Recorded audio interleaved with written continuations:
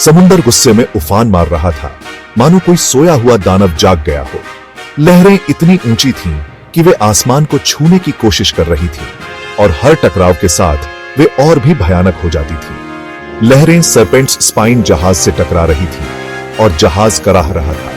ऐसा लग रहा था जैसे जहाज की हर लकड़ी की पट्टी दर्द में चिल्ला रही हो। ऊपर आसमान भी समुंदर जैसा ही था, काले और स्लेटी बादलों से भरा हुआ। बिजली की चमक और गरजती आवाजें माहौल को और भी डरावना बना रही थीं। सिंडिकेट का जहाज खुद एक शिकारी बेरहमी से पीछा कर रहा था। इसकी नोक लहरों को चीरती हुई शार्क की तरह आगे बढ़ रही थी। यह जहाज किसी भी अन्य जहाज से अधिक खतरनाक और निर्दयी था। सरपेंट्स स्पाइन पर हवा में डर और नमक की गंध थी। नाविकों के चेहरों पर चिंता और दृढ़ संकल्प का मिश्रण साफ दिखाई दे रहा था।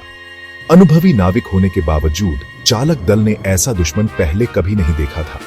यह एक ऐसा खतरा था जो उनकी कल्पना से परे था। सिंडिकेट का जहाज किसी भी जहाज से अलग था। इसके पाल रात जैसे काले थे और इसके पतवार पर अजीब डरावने निशान थे।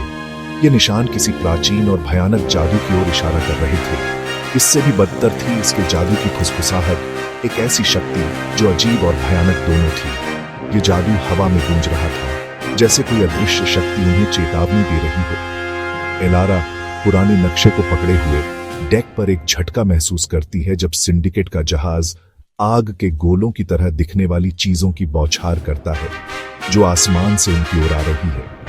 उसकी आंखों में डर और साहस का मिश्रण था। मजबूत रहो, टकराव के लिए तैयार रहो। कप्तान की आवाज में दृढ़ता और हिम्मत थी जो नाविकों को प्रेरित कर रही थी। केलन, उसका चेहरा गंभीर, आदेश दे रहा था। उसकी आवाज तेज हवा और लहरों की गर्जना में मुश्किल से सुनाई दे रही थी। उसकी आंखों में चिंता और जिम्मेदारी का भाव था। सरपेंट्स स्पाइन मुड़ रहा था और घूम रहा था, जानलेवा प्रोजेक्टाइल से बचने की कोशिश कर रहा था। हर मोड़ पर जहाज की लकड़ी छटक रही थी।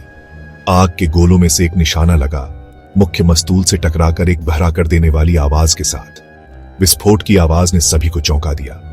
टूटा हुआ लकड़ी डेक पर गिर गया क्योंकि मस्तूल आग की लपटों में घिरा हुआ उग्र समुद्र की ओर गिर गया। जलता हुआ मस्तूल डेक पर गिरते ही आग की लपटें और भी भड़क उठी। चालक दल से एक सामूहिक आह निकली, डर और निराशा का मिश्रण। उनकी आंखों में भय और असहायता साफ झलक रही थी। केलन, हमें इन्हें पीछे छोड़ना होगा। एलारा चिल्लाई। तूफान में उसकी आवाज मुश्किल से सुनाई दे रही थी। उसकी आवाज में एक अजीब सी दृढ़ता थी, जैसे वह जानती थी कि यह उनका एकमात्र मौका था। उसकी उंगलियां नक्शे की फीकी रेखाओं पर घूम रही थीं, जैसे वह किसी छिपे हुए रहस्य को उजागर करने की कोशिश कर रही हो। उसका दिल तेजी से धड़क रहा था। हर धड़कन के साथ उसे लगा जैसे समय उनके खिलाफ दौड़ रहा था। भूल भुलैया जैसे निशान जो कभी समझ से बाहर थे, अब उससे फुसफुसा रहे थे, जैसे वे उसे सही दिशा दिखा रहे हैं। विश्वासघाती पानी के बीच एक रास्ता दिखा रहे थे। यह रास्ता ही उनकी एकमात्र आशा थी। वहाँ उन चट्टानों की ओर चलो, हमें जल्दी करनी होगी। उसने दांतेदार चट्टानों के एक समूह की ओर इशारा किया। उसकी आंखों में एक चमक थी जो उफान मारते समुद्र से किसी राक्षसी जीव के दांतों की तरह निकल रहे थे। ये चट्टानें ही उनकी मुक्ति का मार्ग थीं। केलन एक पल के लिए हिचकिचाया। उसकी आंखों में सवाल था, लेकिन उसे इलारा पर भरोसा था। इससे पहले कि वह झट से सिर हिलाए, उसने अपने संदेह को किनारे रख दिया। उसे इलारा पर भरोसा था। नक्शे का उसका ज्ञान इस हताश पीछा में उनकी एकमात्र आशा थी। यह ज्ञान ही उन्हें सुरक्षित मार्ग दिखा सकता था। उसने जहाज का पहिया घुमाया।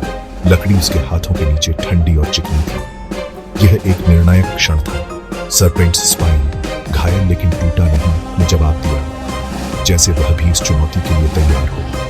धीरे धीरे खतरनाक चट्टानों की ओर मुड़ गया। यह एक साहसिक कदम था, लेकिन उनके पास कोई और विकल्प नहीं था।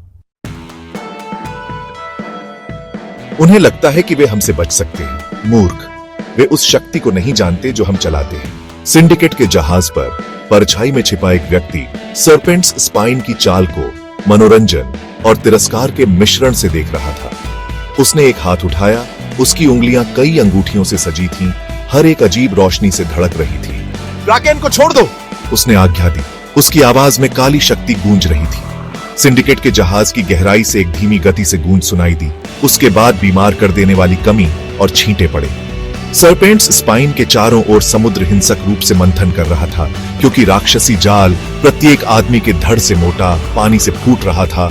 उनकी सतह स्पंदित बायोलुमिनेसेंट चूसने वालों से ढकी हुई थी। सरपेंट स्पाइन के चालक दल ने क्रैकेन के हमले को डरावनी नजरों से देखा। उनकी तलवारें ऐसे जीवों के खिलाफ बेकार, उनके हाथों में भारी और ठंडी लग रही थीं। जाल बाहर निकल गए, जहाज की रेलिंग के चारों ओर लिपट गए। उनकी पकड़ लोहे की तरह। जालों में से एक इसके चूसने वाले गुस्से में लाल चमक रहे थे केलन की ओर बढ़े, जो पतवार पर खड़ा था। उसका जबड़ा दृढ़ निश्चय में जकड़ा हुआ था। एलारा खतरे को देखकर आगे की ओर झपटी, उसे रास्ते से हटा दिया। जैसे ही जाल ने प्रहार किया, प्रहार के बल ने उसे डेक पर उड़ा दिया। उसका सिर टूटे हुए मुख्य मस्तूल के आधार से टकराकर एक बीमार कर देने वाली आवाज के साथ गिर गया। एलारा! केलन चिल्लाया, उसकी तरफ दौड़ा। उसकी आवाज में घबराहट और चिंता साफ झलक रही थी। उसके माथे से खून बह रहा था, उसकी पीली त्वचा को लाल रंग से रंग रहा था। दर्द और थकान उसके चेहरे पर साफ दिख रही थी। उसने धीरे से उसका सिर उठाया। उसका दिल उसके सीने में धड़क रहा था। उसकी आंखों में चिंता और प्यार दोनों थे। वह कराह उठी, उसकी आंखें खुल गईं। दर्द से उसकी आंखें चमक उठी। हमें चट्टानों तक पहुंचने की जरूरत है, वहां शायद हमें शरण मिल सके। उसने फुसफुसाते हुए कहा। उसकी आवाज कमजोर थी, उसकी सांसें तेज हो रही थीं। केलन ने चिंता से पीला चेहरा, सिर हिलाया। उसकी आंखों में डर और उम्मीद दोनों थे। उसने उसे अपनी बाहों में उठा लिया और जो भी देवता सुन रहे होंगे, उनसे एक हताश प्रार्थना के साथ सरपेंट्स स्पाइन को दांतेदार चट्टानों की ओर ले गया। उसकी हर कदम में एक नई उम्मीद थी। जालों ने अपना हमला जारी रखा, लेकिन जहाज पस्त और घायल आगे बढ़ता रहा। हर लहर के साथ उनकी उम्मीदें और भी मजबूत होती गईं। जैसे ही वे चट्टानों के पास पहुंचे, एलारा ने अपनी आवाज मजबूत करते हुए एक संकीर्ण उद्घाटन की ओर इशारा किया, जो मथते हुए समुद्र के बीच लगभग अदृश्य था। यह उनका एकमात्र रास्ता था। वहां नक्शा, यह हमें रास्ता दिखा सकता है। ये एक रास्ता दिखाता है, एक छिपा हुआ कोव।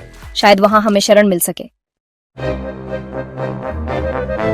केलन, उसका दिल आशा और भय के मिश्रण से धड़क रहा था, जहाज को संकीर्ण उद्घाटन की ओर ले गया। सरपेंट्स स्पाइन मानो किसी अनदेखे हाथ से निर्देशित हो, मथते पानी से फिसलकर रास्ते में आ गया। जिस क्षण वे गुजरे, दुनिया खामोश हो गई।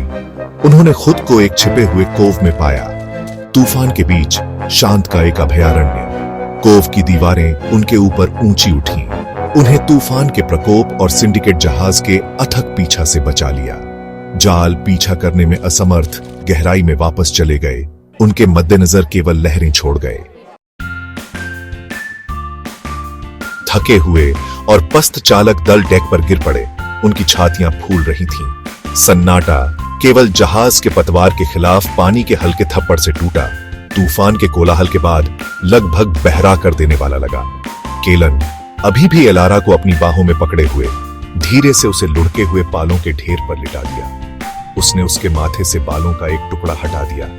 उसका स्पर्श पंख जैसा हल्का था। उसकी सांसें उथली थीं, उसका चेहरा पीला था, लेकिन वह जीवित थी। उसने धन्यवाद की एक मौन प्रार्थना की। उसका दिल अभी भी उसके सीने में धड़क रहा था। वे बच निकले थे अभी के लिए, लेकिन राहत वह जानता था अल्पकालिक होगी।